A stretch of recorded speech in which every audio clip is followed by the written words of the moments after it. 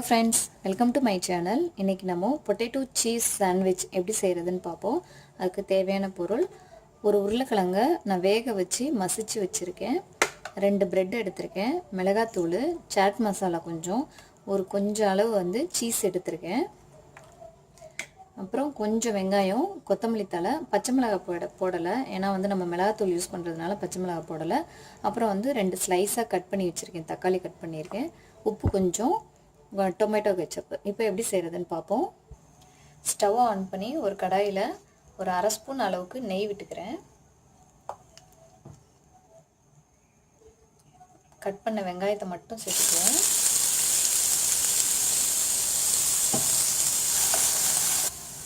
கால் spoon அளவுக்கு மிளகாத்தூள் எடுத்துக்கிறேன். சாட் மசாலா கொஞ்சம். நம்ம வேக வச்சிருக்க உருளைக்கிழங்கு இதில் சேர்த்துருவோம்.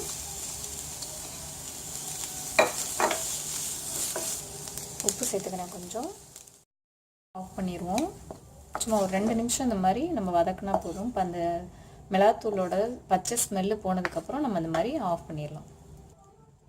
இது வந்து குழந்தைங்களுக்குன்றதுனால தான் நம்ம வந்து ஒரு ஸ்பூன் நெய் விட்டு நெய்யில் வந்து வதக்கி எடுத்துருப்போம். இதே நீங்கள் வந்து பெரியவங்களுக்கு செய்கிறதா இருந்தால் அப்படியே எல்லாமே பச்சையாக போட்டு நம்ம வந்து சாண்ட்விச் பண்ணிடலாம். இது குழந்தைங்களுக்குன்றதுனால இப்படி பண்ணுறேன் நான். இப்போது சாண்ட்விச் பண்ணிடுவோம்.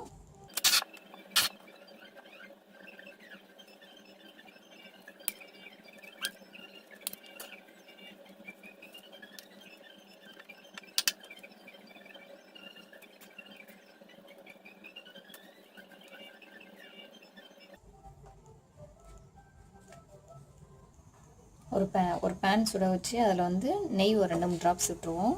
கொஞ்சம் ப்ரெஸ் பண்ணி இந்த மாதிரி இங்கிட்ட அங்கிட்டும் பெரட்டி எடுக்கணும்.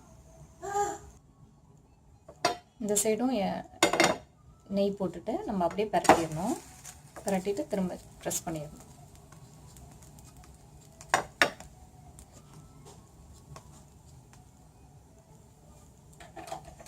அவ்வளோதான், ஸ்டவ் ஆஃப் பண்ணிடுவோம். செஞ்சு பாருங்கள். இந்த வீடியோ பிடிச்சிருந்துச்சுன்னா சப்ஸ்கிரைப் பண்ணுங்கள். தேங்க்யூ.